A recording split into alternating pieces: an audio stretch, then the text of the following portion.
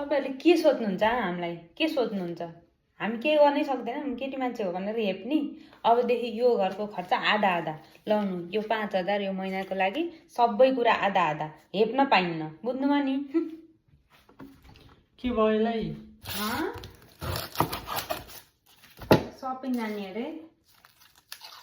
जान त हुन्थ्यो कति पैसा लिएर जाने होस् 5,000 5,000 त छैन नि मसित नि राख्छन् गइनमा त के